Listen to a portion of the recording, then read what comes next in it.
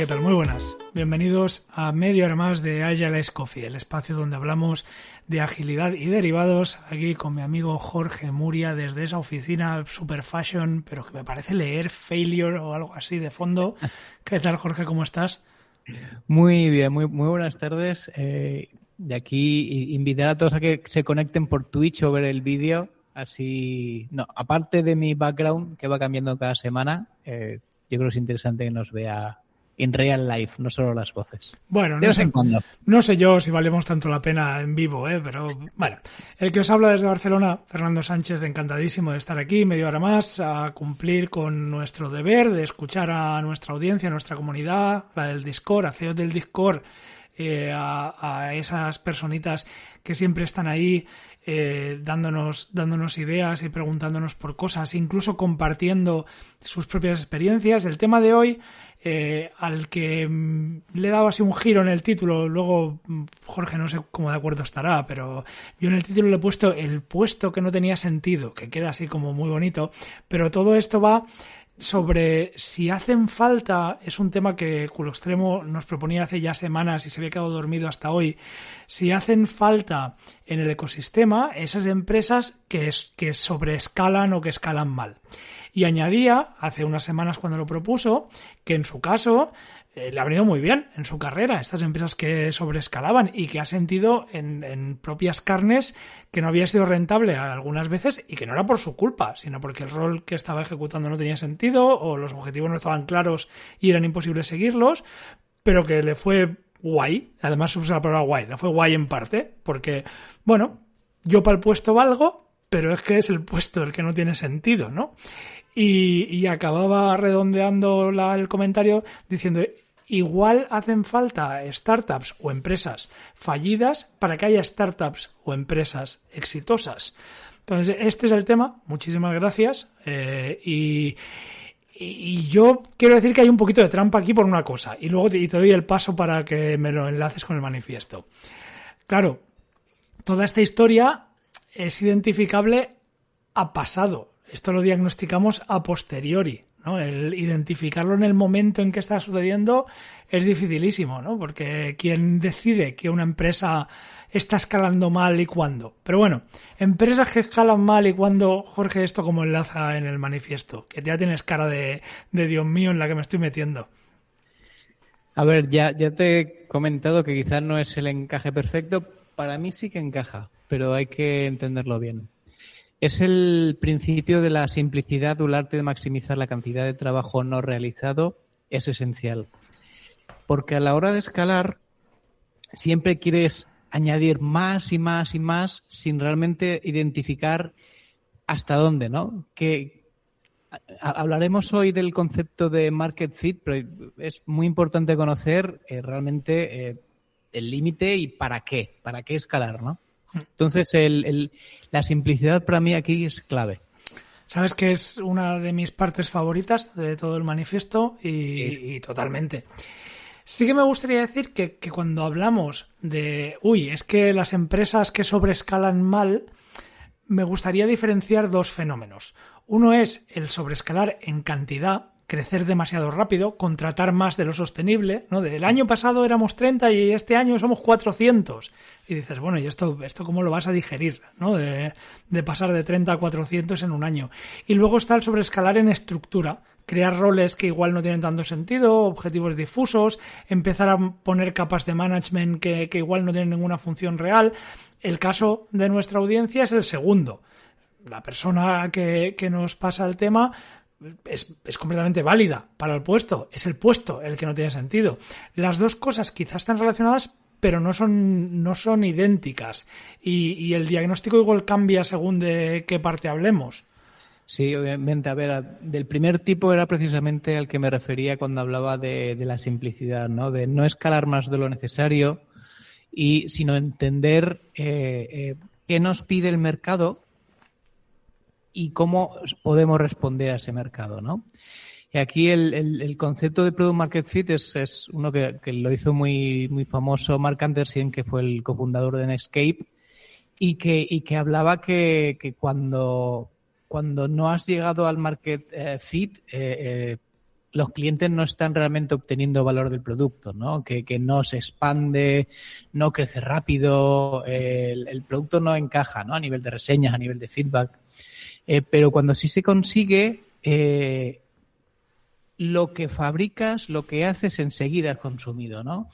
Entonces, vas aumentando la capacidad al ritmo de que puedes ir respondiendo al mercado. Si creas una estructura para crear más capacidad de lo que el mercado es capaz de absorber, entramos en el tipo 1 del sobreescalado mal. Has escalado más de lo necesario. Totalmente. Entonces, claro, esto, como decía al principio, no nos vamos a enterar hasta que no hagamos la autopsia. En el momento en que vayamos a ver esa empresa que escaló mal o sobreescaló de una manera u otra, o como tú bien decías, el caso más claro, el del Product Market Fit, yo he querido poner en el mercado, al final es casi de frutería, de no, tú traes más manzanas, que la gente está comprando manzanas y al final ¿qué te pasa? Se te pudren las manzanas porque es que no hay tanto comprador para tantas manzanas que trajiste, ¿no? Es exactamente el mismo. Claro, yo creo que esas causas son necesarias de entender para entender esa pregunta que nos hace Culo Extremo de si son necesarias en el ecosistema o qué aprende el ecosistema, porque yo me voy a mojar, pero luego voy a poner un montón de peros. Yo creo que, entre muchísimas comillas, voy a poner muchos peros, sí son necesarias, ¿vale? Yo creo que el ecosistema entero aprende de las empresas que fallan. Y por supuesto, la manera más sencilla de ver que aprenden es por validación negativa. O sea, al menos ya tenemos un mal ejemplo, ¿no?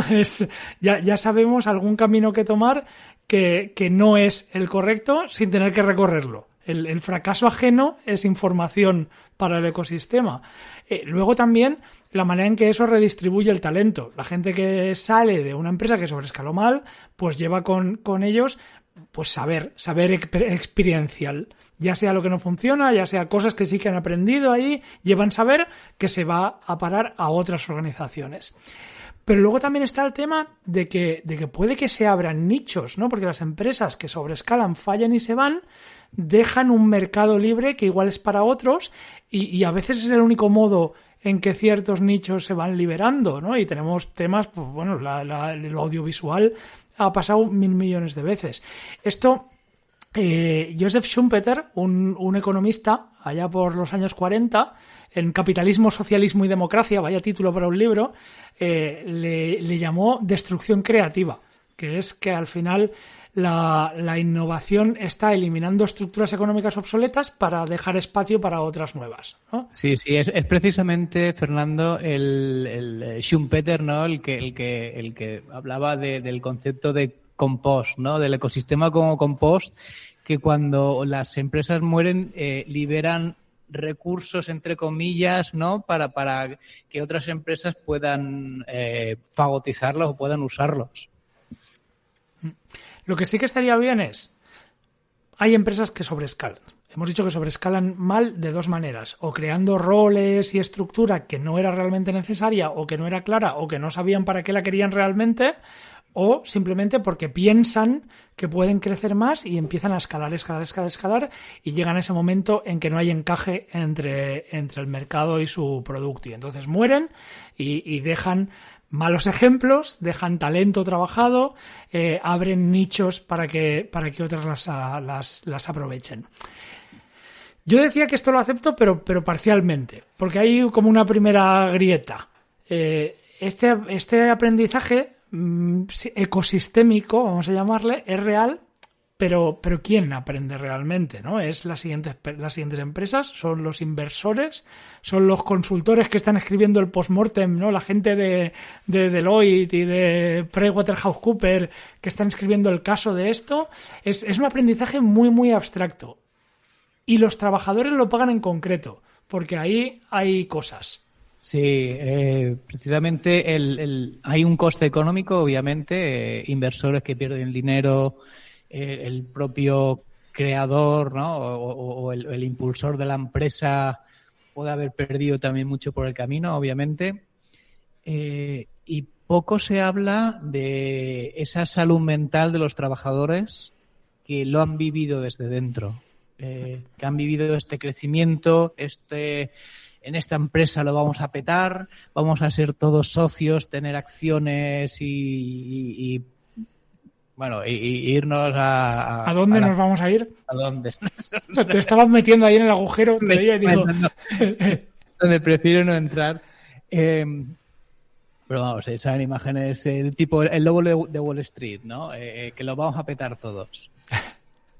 Cuando efectivamente hay por detrás, pues quizá estructura de producto que no encajan o un modelo de negocio que no es efectivo.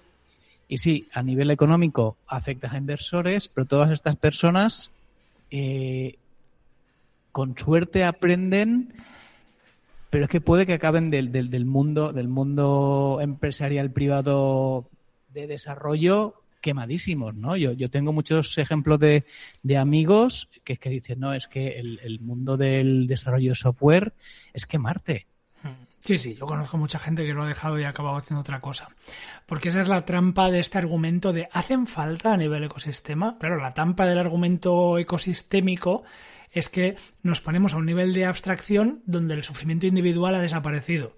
Ya ahí ya no hay... Claro, entonces decir, y por eso decía que iba a decir muchos peros, decir son necesarias. Es muy cómodo porque lo estás diciendo desde fuera y desde muy lejos. Cuando lo vives desde dentro... como Culostremo, es distinto. También es verdad que Culostremo está reconociendo que es una excepción afortunada. Es una excepción afortunada. Le fue bien. Le sirvió para aprender, para salir de allí mejor. Pero no creo que sea algo que debería normalizarse. No sé si... Yo creo... Espero que no, pero quizá el tiempo de creación de empresas escalado, el ritmo, que quizá más alto que nunca, ¿no? Empezó a acelerarse con el mundo de las .com y yo creo que ahora startups de IA seguramente hay a patadas. Y claro, de estas, ahora una mayor parte de las inversiones privadas que está habiendo en empresas está yendo a empresas de IA. ¿Cuántas de estas van a sobrevivir al final? Muy poquitas. Poquitas. Muy poquitas. Claro, la capa moral de la pregunta, es decir, la capa ecosistémica funcional de la pregunta se responde con un sí. Pero la pregunta moral de todo esto no es si funciona el ecosistema gracias a esto o esto es necesario, sino, vale, vamos a decir que esto sucede y que, como tú bien dices, pues ahora vendrá, en cierta manera, seguramente ya está pasando y simplemente no lo vemos, una oleada de un montón de startups IA y similares que van desapareciendo porque sobreescalaron mal, porque no tenían ni siquiera realmente sitio en el mercado, porque lo que sea. ¿Quién paga el coste? ¿Quién se lleva el beneficio de toda esta jugada en el consabido ecosistema? Claro, aquí un gran beneficiado, con todo mi respeto a todas estas empresas, son las consultoras, ¿no? Porque precisamente la gran propuesta de valor que tienen es que pueden traer gente rápido y también pueden recoger gente rápido. Entonces, esa volatilidad o ese dinamismo lo tienen a su favor. Obviamente, si todo el mundo necesita de este tipo de crecimiento dinámico, ellos son los gran beneficiados.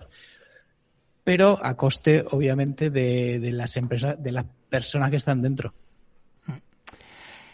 Y nuestra audiencia, nuestra persona oyente, Culostremo, usaba la palabra startup. Y es verdad que en el ecosistema startup fracasar es algo que suele suceder relativamente rápido para la mayoría. La mayoría de startups empiezan y acaban muy rápido. Está como normalizado culturalmente. En una empresa mediana, grande, que internamente empieza a sobreescalar mal, más con el modelo de empezar a crear roles y estructura que no es tan claro, que no tanto de la otra manera, ese deterioro que no va a ser detectado se va a ir sosteniendo durante años, va a empezar a afectar a decenas o incluso cientos de personas y aunque toda la analogía sigue funcionando, la escala temporal y el número de afectados no son equivalentes y el daño que todo esto acaba haciendo lleva a plantearse, pues eso que yo decía al principio, de que cuidado, que se puede responder muy fácil a que son necesarias, pero ¿a qué coste? ¿A qué coste? No todo el mundo que va a salir de ahí, y lamentablemente, desde que empezó todo esto de llegar ahí a la cuarta revolución industrial o no sé en cuál estamos, hemos visto muchas empresas que han hecho despidos masivos y que por obra y gracia de la inteligencia artificial y de las nuevas estructuras y roles necesarios, pues han puesto de patitas en la calle a mucha gente, ¿no? Y es complicado. Y eso también se supone que es un tema de escalado.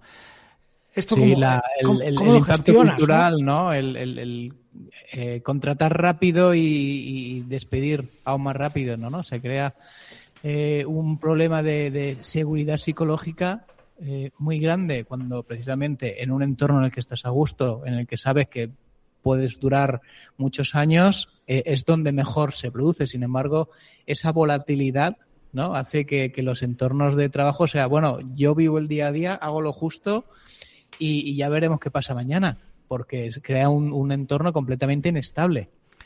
¿Y eso está creando algún valor? Yo creo que realmente no. No está creando ahí No. este precepto inicial que hablábamos de que las empresas que sobrescalan tienen sentido en el ecosistema, bla, bla, bla, sí, porque generan una serie de cosas. Aquí empezamos a perder eso. Y además empezamos a dañar, igual no el ecosistema a tejido empresarial, pero sí que empezamos a dañar a personas, ¿no? ¿Qué puede hacer una persona, ¿no, Jorge? Esto es, perdón, pues te lo lanzo así porque me ha pasado por la cabeza. Cuando empiezas a notar que tu rol no tiene sentido, ese momento en que Culo Extremo estaba, ¿no? De decir, pues es que mi rol no tiene sentido, si es que no, mis objetivos no están claros, no sé para dónde de tirar. ¿Qué hago? ¿Qué hago con eso? ¿Sabes? Es muy complicado. ¿Tú tienes alguna idea? A ver, yo sé lo que haría en mi caso, ¿no? Pues obviamente primero actualizar LinkedIn. Eso está muy bueno. Aquí, sí, no, a ver, aquí ya depende mucho de los motivadores personales de cada uno, ¿no? Hemos hablado que sí de poder, el crecimiento profesional, técnico, el propósito. Yo creo que depende de cada uno. Para mí, uno de los principales es el propósito. Uh-huh. Y obviamente estar en un sitio en el que lo que hago yo no aporta algo que es más importante que en mi propio trabajo, no me veo realizado, ¿no? No soy el que limpia la rampa de entrada del cohete Artemis 3, que sabe que su trabajo es indispensable para mandar gente a la Luna. Si veo que lo que hago no lo es, pues obviamente estaría buscando algo rápidamente en otro sitio. Diría, esto es que mis hijos se volvieron muy locos con esto. Artemis 3, Artemis 3 es la misión, el cohete se llama de otra manera. Perdón. Es que me has dado en la neurona de mis hijos hablando de esto. Claro, pero ¿cómo le vamos a decir a la gente? No, es que todo esto se va como metiendo en capas y capas. Hoy en vez de destrozar la cebolla, estamos haciendo una cebolla cada vez más grande y ese consejo individual de, oye, detecta las señales, actualiza el LinkedIn, a ver si puede salir a tiempo, es correcto, pero ni resuelve el problema estructural ni tampoco es insuficiente, porque asume que tú como individuo tienes toda la información, que vas a detectar esas señales, que esas señales van a ser de verdad y esto no va a suceder así en la gran mayoría de veces. Obviamente, a ver, aquí siempre hemos hablado en muchos capítulos de cosas que se puede hacer a pequeña escala, ¿no? En tu equipo puedes empezar a hacer transiciones y transformaciones ágiles, puedes hacer introducciones a la IA, al refactoring, al TDD, Extreme Programming. Aquí en este caso estamos hablando de algo muy alto nivel, de que está ocurriendo en una empresa, ¿no? Que se están tomando decisiones de crecimiento. Incluso se están creando frameworks, no vamos a entrar en detalle de ejemplos de frameworks que ves que no van encajando. ¿Ibas a decir safe? ¿No? ¿Ibas a decir safe? No estoy seguro. Vale. que ves que no encajan, ¿no? Que tu rol ahí no encaja o el framework en sí no encaja. ¿Qué poder o qué podemos hacer en ese caso? Suelo ser optimista, pero aquí es que lo veo muy difícil. Sí, total. Es que es muy, muy, muy complicado. Por eso decía que hoy, más que irle sacando capas a una cebolla, íbamos poniéndole. Por ir recapitulando, sin forzar una conclusión, porque es que creo que no la hay. Las empresas que sobrescalan mal, pues sí que podrían ser funcionalmente necesarias para el ecosistema, ¿no? Ese argumento ecosistémico funciona, ese argumento ecosistémico en el que han creado un agujero, un nicho de mercado igual, que entonces ya no se sostiene, pero que al desaparecer, pues lo dejan para que otras lo hagan mejor. Las personas que salen o que se redistribuyen el talento, pues es un talento redistribuido con más experiencia. Como mínimo tenemos un camino que ya sabemos que no hemos de recorrer, sirven de mal ejemplo, pero toda esa necesidad funcional tampoco las justifica moralmente, ¿no? Y confundir las dos cosas quizá es el error habitual. Sí, y el aprendizaje, a ver, puedes aprender, obviamente los que lo han vivido de dentro van a aprender, ¿no? Espero. Si todo va bien, aprenden de esos errores de sobreescalado. Lamentablemente, poco se ve del aprendizaje interempresa. Uh-huh. Esto quiere decir, si en el ecosistema sabemos que hay un montón de empresas que están escalando mal y que están fallando, que muchas veces no lo sabemos y lo sabremos más tarde. Ese era parte del punto, ¿eh? ¿Cómo obtener información o cómo intentar evitar lo que le pasa a estos? Porque son casos reales, ¿no? No hay un compendio, una biblioteca, un referente para poder identificar qué está pasando alrededor para evitar lo mismo. Una caja negra, por así decirlo. No hay cajas negras en las empresas una vez caen. No. Hay aprendizaje a posteriori, porque todo esto es una cosa que se puede entender una vez ha sucedido y una vez se ha estudiado, no durante. Entonces es muy complicado. Esta pregunta que nos lanzaba Culo Extremo, claro, es que es más difícil de lo que parece, ¿no? Porque mezcla el plano descriptivo y normativo, ¿no? El plano descriptivo es el puro, oye, ¿esto ocurre y tiene un efecto positivo en el ecosistema? Sí. Pero luego se podría formular como, ¿está bien que esto ocurra en el ecosistema? Y dices, bueno, a ver, responder que sí a lo primero, ¿esto ocurre y tiene un efecto positivo? Sí, no implica responder sí al segundo, ¿no? Y muchas veces cuando estamos debatiendo sobre organizaciones y sobre fracasos y sobre escalado y no sé qué, empezamos sin... Mira, iba a decir mezclando un poco las dos cosas, pero no es mezclando, es simplemente que no debatimos sobre realmente de qué estamos hablando. De si hablamos de los efectos, hablamos de los aprendizajes, si hablamos de que esto está bien que suceda. Realmente me parece que no está bien que suceda, que tendríamos que tener un poco más de dos dedos de frente. Probablemente si esto no sucediera, pues la innovación no iría tan rápido, probablemente si esto no funcionara. Claro. No está bien muchas consecuencias, pero es un mal necesario. Es un mal necesario, como bien dices, para la innovación. De cada... Me invento el dato, pero si de cada 10 startups sobreviven 2, ha sido necesario realmente crear 10. Es decir, esas 2 quizás no hubieran nacido nunca si 10 personas no hubieran tenido la voluntad de crearlas.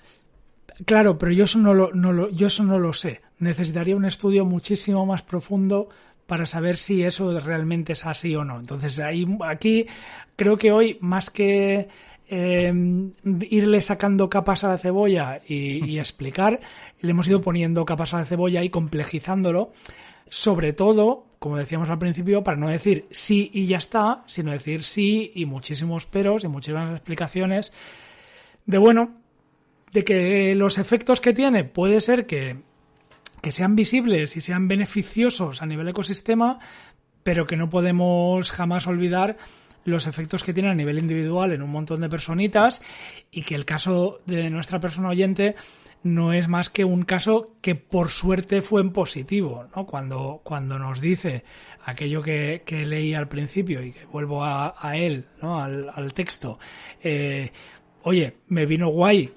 porque al final pues aprendí, ¿no? Y de ahí salí mejor, pero que era totalmente válido para el puesto, pero que es que el puesto no tiene sentido.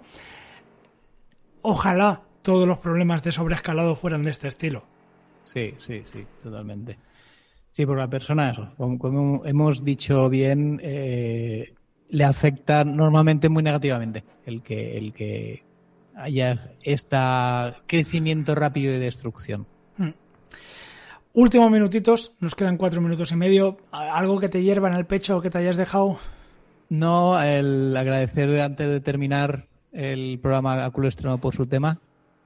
Como siempre muy agradecidos. Pero lo que sí que tenemos que hacer es dar algún tipo de recomendación relacionada con el tema. Y tú querías, yo lo tenía bastante claro, tú un poquito menos, pero te dejo que empieces tú y luego ya voy yo. A ver, yo voy a recomendar una serie que me ha apuntado, no en mi pila de libros, sino en mi pila de series, que es la de WeWork. WeWork es WeCrash, sorry. Sí, WeWork era la empresa. Era la empresa. Pues precisamente eso, habla de WeWork, que es una empresa de coworking, y bueno, sale muchos ejemplos de que acciones incorrectas en escalado, problemas de cultura y como al final, no es ningún spoiler de la serie, como al final pues la caída catastrófica de esta empresa. Yo creo que es una serie en la que se puede ver un montón de ejemplos de cosas que hemos visto hoy y sobre todo si afecta al lado humano podemos ver muchas historias humanas al respecto. Tenemos ahí a Jared Leto y a Anne Hathaway, o sea, de primerísimo nivel. Sí. Y yo como que al final me he hecho mucho eco de lo que decía Culo Extremo del puesto, que es que este rol no sé ni para qué sirve y los objetivos no los tengo claros, pues tengo que volver a recomendar algo que creo que ya he recomendado, pero de lo que soy muy fan, que es Severance, la serie de Apple TV dirigida por Ben Stiller, que es esa empresa que te permite separar quirúrgicamente la memoria de trabajo de la memoria personal. O sea, cuando tú estás en la oficina no recuerdas tu vida fuera, cuando sales no recuerdas nada de lo de la serie de dentro y es la viva imagen, mejor que cualquier ensayo de management, la viva imagen de tener un rol cuya función nadie te ha explicado ni puede explicarte con claridad, haces tareas sin saber para qué sirven en una organización cuya lógica pues es inexplicable y está, se les escapa por diseño, es imposible ni de que lo adivinen, es la versión extrema y elegante, digamos, del si yo soy muy profesional, yo para el puesto valgo, pero es que esto no tiene ningún sentido, ¿no? Y es una serie sobre lo que hacemos con el tiempo de personas cuando bueno, no es que les organicemos mal, es que ni siquiera saben qué está pasando, porque la persona de fuera ni se acuerda de lo que ha hecho ahí. Por lo tanto, es creo que el ejemplo máximo de esto. Llevan 2 temporadas, creo que empezaron en el 2022, que la última la hicieron en el 2025. Me parece, a mí me ha gustado mucho. La primera temporada yo me la gocé a saco. Hay que decir, Fernando, que hoy hemos recomendado 2 series de Apple TV. Yo creo que hay que empezar a pedir comisión. Yo creo que no nos van a dar ni un duro. También es verdad, y aquí voy a hacer de tripas corazón, bueno, no, que de tripas corazón, esto es pura opinión. Me parece que Apple TV es de los que están, y no nos llevamos un duro por esto, de los que están haciendo mejores series últimamente, de los que están produciendo mejores. Hay que decir, Fernando, eso de la separación trabajo personal, es algo que durante muchos años se ha pensado que es como mandatory.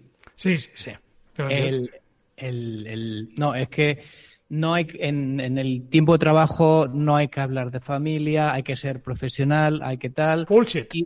Y en el tiempo personal, obviamente, puro dedicado a la familia. Cuando la realidad es que eso es imposible. Es imposible. Incluso intentarlo te puede crear muchos problemas. Lo ideal, y esto ya es, bueno, no solo opinión, he leído en un montón de expertos y tal, es la convivencia de ambos mundos, tanto en un sitio como en otro. En el trabajo eres personita y fuera del trabajo eres también ese profesional que está 8 horas trabajando. Mira, bastante tengo con intentar ser una persona normal, como para intentar ser dos. Como para intentar ser dos. O sea que Totalmente. no... Jorge, se nos ha ido el tiempo. Muchísimas gracias por media hora más de Agile Coffee. A ti, Fernando. Y a los que nos escucháis, esto ha sido una auténtica gozada. Gracias comunidad, haceos del Discord por traernos temas y nos volveremos a escuchar la semana que viene. Adiós.